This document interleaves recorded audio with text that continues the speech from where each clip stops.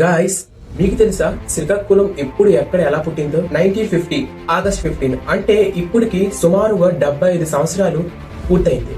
అలాగే విశాఖపట్నం నుంచి 1950 సంవత్సరంలో నుంచి వేరైనది మన శ్రీకాకుళం డిస్ట్రిక్ట్. అప్పట్లో బ్రిటిష్ వాళ్ళు దీన్ని చికాకోల్ అనిగా పిలిచేవారంట.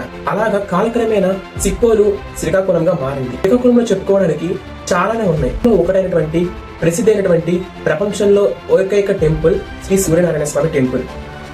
ఇది ప్రపంచంలోనే ఏకైక టెంపుల్ అంటారు.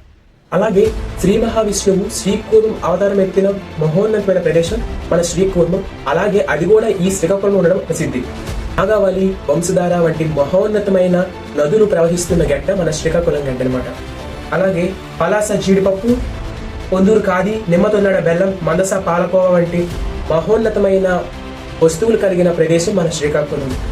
అలాగే వాటికి ప్రసిద్ధి కూడా మన శ్రీకాకుళమే. స్వయంగా శ్రీవారి తిరుపతిలో ఉన్న శ్రీవారి లడ్డూకు సంబంధించిన ప్రసాదం కూడా మన పలాస జీడిపప్పు అలాగే నిమ్మతొన్నడ బెల్లం నుంచే తయారవుతుంది. అలాగే శ్రీవారికి సమర్పించే వస్త్రాలు కూడా మన పొందూరు కద్దరు నుంచి తయారవడం మన విశేషం. అలాగే ఇప్పటికీ ప్రపంచానికి సంబంధం లేకుండా బ్రతుకుతున్న కూర్మగ్రామం వంటి ఎన్నో ప్రదేశాలు ఉన్న మహోన్నతమైన గడ్డ మన శ్రీకాకుళం గడ్డ. ఇందులో వాటి గురించి ప్రతి ఒక్కటిని అవి ఎలా పుట్టాయో, ఎక్కడ పుట్టాయో, ఎలా ఎప్పటి నుంచి అయితే వచ్చాయో ప్రతి వీడియోలో అయితే చూపించబోతున్నాను. సో అందుకని మీరు మన ఛానల్ అయితే ఫస్ట్ లైక్ చేసి సబ్స్క్రైబ్ చేసుకోవాల్సిందే.